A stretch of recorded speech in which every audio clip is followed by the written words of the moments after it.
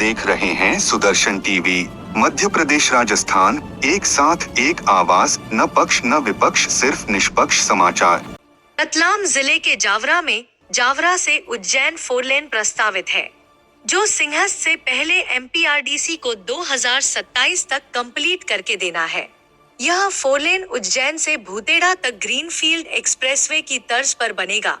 वहीं भूतेड़ा से महू नीमच 4 लेन तक 7 किलोमीटर के हिस्से में 7 ओवरब्रिज बनेंगे, जो 23 फीट तक ऊंचे रहेंगे, जिसका विरोध निरंतर जन संघर्ष समिति कर रही है।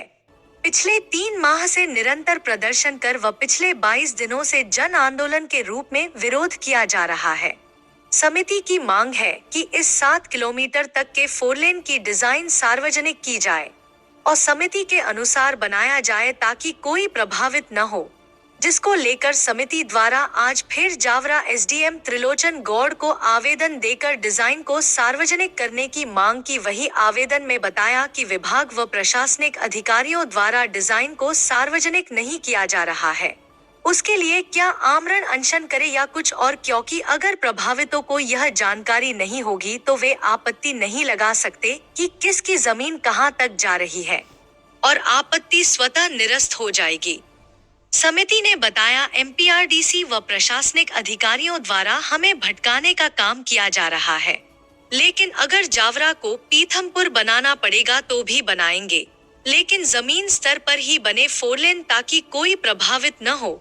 उधर जन संघर्ष समिति को 2 दर्जन से ज्यादा कांग्रेस व निर्दलीय पार्षदों, सामाजिक संस्थाओं, संगठनों व ग्राम पंचायतों के सरपंचों ने भी अपना लिखित समर्थन दिया व समिति की मांगों को शहर हित में बताया।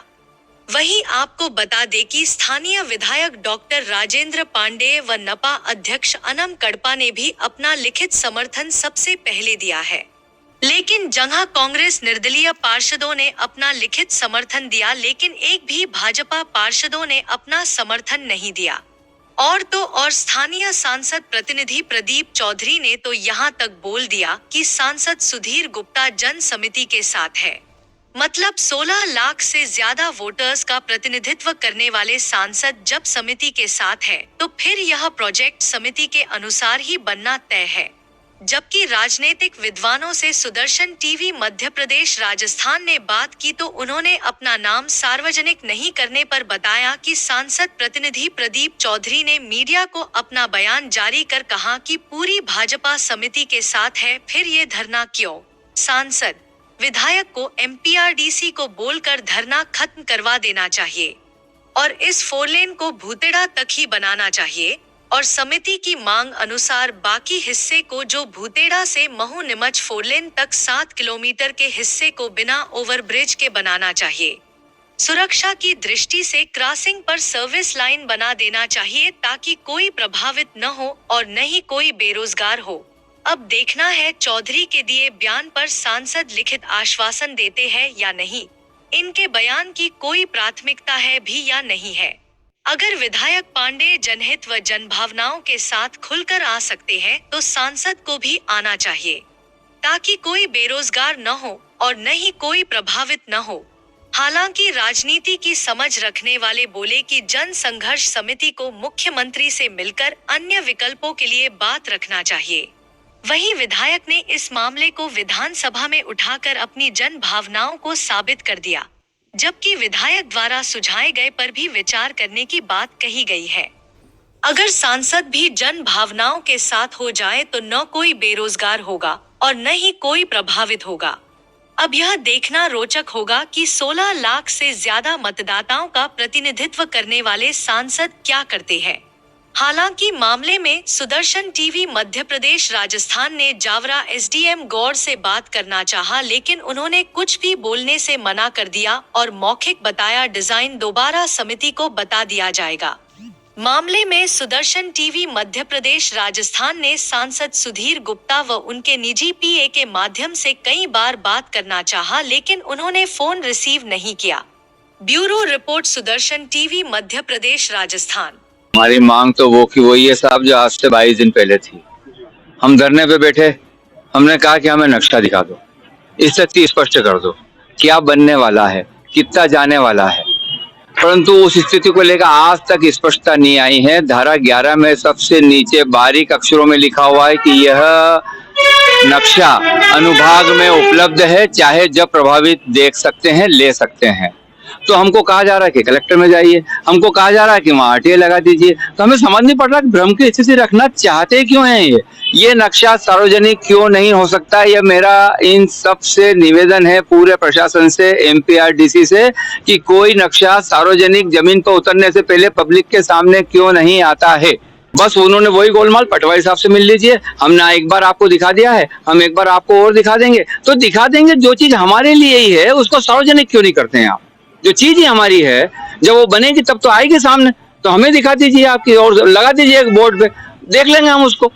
आप उसको अपने उसमें रख के कर क्या रहे हैं। और हम मांग रहे हैं ना, हम मांगने के बाद तो दीजिए कम से कम। कहना यह है कि जनता तो अपना आक्रोश लेकर सड़कों पर उतरी है अपने रोजगार के लिए। अगर जनप्रतिनिधि हमारे पीठ पे हाथ रख देंगे तो ये काम होने में देर नहीं लगेगी। बस हम इनका समर्थन अब लिखित में मांगने आए हैं कि हमें लिखित में समर्थन दे, ताकि हम इन पत्रों को लेकर और आगे पत्राचार कर सकें, अधिकारियों से मिल सकें, मुख्यमंत्री जी से मिल सकें। 30/11 को अचानक एक अधिसूचना जारी होती है और उसके तहत हमको मालूम पड़ता है कि इस भूमि में से इतना भाग जा रहा है, परंतु वो कौन सा भाग जा रहा है, आगे से जा रहा है कि पीछे से जा रहा है, कि उसमें किस प्रकार से नुकसान होगा नहीं होगा, जनता के लिए कोई कार्य हो रहा है, क्षेत्र के विकास के लिए अगर हो रहा है तो क्षेत्र के रहवासियों को बताना अत्यंत अनिवार्य है। और उसी को बताने के लिए हम सब ने निवेदन किया है कि उस चीज को सार्वजनिक करें, जिससे कि हमको ज्ञात हो कि हमारी जमीन किस प्रकार से ली जा रही है और उसमें क्या बनने वाला है, वो हितकारक है या नहीं है। यदि वो हितकारक है तो हमारा समर्थन है, हितकारक नहीं है तो हम निश्चित रूप से इस मांग को बरकरार रखेंगे और इस योजना का बहिष्कार करते हैं। धरना लगभग तो 2 महीने से चल रहा है, पर हम अभी चौराहे पे बैठे को भी आज 22वां दिन है और 22 दिन के अंदर भी कोई प्रकार की कोई भी एक नीतिगत नियमगत कोई भी सूचना हमारे पास अभी तक उपलब्ध नहीं हो पाई है। सभी अंदाज मार बता रहे हैं, ऐसे अंदाजों से कोई काम नहीं चलता है। और जो भी व्यक्ति वहां पर दुकान लगा के बैठा हुआ है, उनके दिमाग में भी एक ऐसा भय उत्पन्न हो गया है। इस भय को क्यों नहीं समाप्त किया जा रहा है। भय के कारण किसी के यहाँ बीपी बढ़ रहे हैं, किसी के तबीयत खराब हो रही है और इससे एक जनहानि भी हुई है 2 जनों की। ऐसी जनहानि को रोकने के लिए और ऐसा एक सांप लटका दिया है कि कभी भी आपके ऊपर जहर डाल सकता है। चाहे हो सकता है कि जहर नहीं अमृत डाले, पर जहर समझा के हमें अभी क्यों डराया जा रहा है। यदि सही स्थिति उत्पन्न हो जाए तो हमें भी पता चले कि वो जहर है कि अमृत है। एसडीएम साहब से जो चर्चा हुई है, वो ये चर्चा हुई कि अब साहब हमें स्थिति स्पष्ट करो कि दुकानें कहाँ से जा रही है, किसकी जमीन पूर्व से जा रही है, पश्चिम से जा रही है, उत्तर से जा रही है, दक्षिण से जा रही है। लेकिन अफसोस की बात यह है कि एसडीएम साहब ने कहा है कि नक्शा देख लीजिए, पंकज पटवारी साहब से मिल लीजिए। तो पंकज पटवारी साहब से हम अगर मिलेंगे तो प्रत्येक व्यक्ति को बता देंगे कि आपकी दुकान यहाँ से जा रही है। और लॉ ये कहता है कि जब तक आपके पास नक्शा नहीं आ जाता और जब तक ये पता नहीं चलता है कि आपकी दुकान पूर्व से जा रही, पश्चिम से जा रही, उत्तर से या दक्षिण से, जब तक हम आपत्ति नहीं लगा सकते। और लॉ के हिसाब से अगर देखा जाए तो जिस दिन ये नक्शा हमें प्रोवाइड कराएंगे उस दिन से हमें आपत्ति लगाने का अधिकार रहेगा। अब हमारे ये समझ में नहीं आ रहा है कि ये हमें इतना गुमराह क्यों कर रहे हैं। इस गुमराही की वजह से आज हमने आमरण अनशन की परमिशन डाली है कि आज हम आमरण अनशन की परमिशन दे। और यदि अगर इन्होंने स्थिति स्पष्ट नहीं करी, 3D नक्शा लॉन्च नहीं किया, तो हम आत्मदाह की परमिशन लेंगे। और अगर ये हमारे सीएम साहब या एमपीआरडीसी या शासन या प्रशासन इसी तरह से ध्यान अगर आकर्षित करना चाहता है कि पीतमपुर जावरा बने, तो ये असलम में अपने ऊपर पेट्रोल डाल के आग लगाने के लिए भी समर्थक है, क्योंकि जावरा के रोजगार के भविष्य का सवाल है। ने बात सरकार को पहुंचा दी है और निश्चित रूप से जावरा की कोई जनता को कोई भी कठिनाई नहीं होना चाहिए और ये रोड निकले उसके लिए कोई वैकल्पिक व्यवस्था की जानी चाहिए।